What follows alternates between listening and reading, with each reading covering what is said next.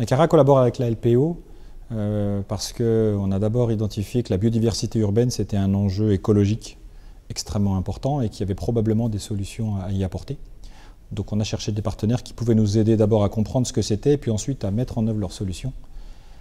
Il se trouve que la LPO est un excellent partenaire avec ses écologues, avec ses militants pour pouvoir comprendre une problématique et trouver les solutions les plus pragmatiques qui soient pour pouvoir ramener de la nature en ville. Et puis ensuite, cerise sur le gâteau, la LPO est connue de tout le monde et donc quand on vient avec un partenaire de cette nature, la Ligue protectrice des oiseaux et puis son leader charismatique, nos parties prenantes, quelles qu'elles soient, comprennent. La LPO est donc une association loi 1901 qui a cette année, qui a fêté il y a 2 ans son centenaire, qui a donc cette année 102 ans. C'est la plus ancienne association de protection de la nature, la plus importante avec 50 000 adhérents, 5 000 bénévoles. Avec son réseau, elle regroupe également plus de 400 salariés.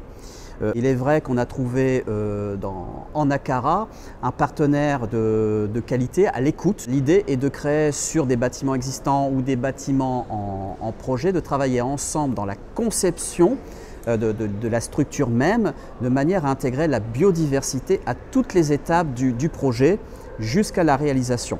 Donc à titre d'exemple, de ne pas venir rajouter des nichoirs par exemple sur une structure existante, mais les intégrer dans la structure même du bâti avec une intégration esthétique et une réflexion environnementale beaucoup plus large. Le moineau est en déclin de 30 à 40% depuis ces 20 dernières années, directement à cause de notre habitat. Nous avons des bâtiments qui ne sont pas conçus pour accueillir ces espèces et nous espérons qu'à travers cette collaboration, nous allons pouvoir enrayer ce déclin.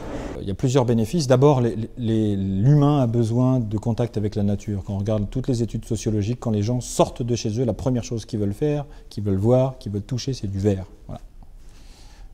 Donc à partir de là, si on met en place un refuge de biodiversité comme celui de la LPO, on répond à cette attente. Donc il y a d'abord et avant tout un enjeu humain.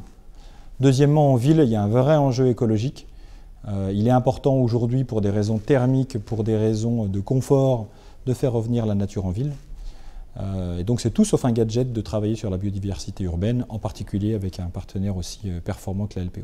Ensuite, la biodiversité urbaine et donc les refuges biodiversité, pour les collectivités, c'est assez sensible parce qu'il y a beaucoup de collectivités maintenant qui ont mis en place ce qu'on appelle de la gestion différenciée des espaces verts ou gestion écologique des espaces verts et qui savent, pour la population et aussi pour leurs finances, qu'il vaut mieux gérer ces espaces verts de manière écologique. Et donc ces collectivités locales-là sont intéressées par le sujet de la biodiversité. Si un promoteur comme Nacara vient avec un partenaire, avec des solutions, on peut penser, d'un strict point de vue d'affaires, qu'on va intéresser et étonner les collectivités locales et donc probablement créer une relation d'affaires de meilleure qualité.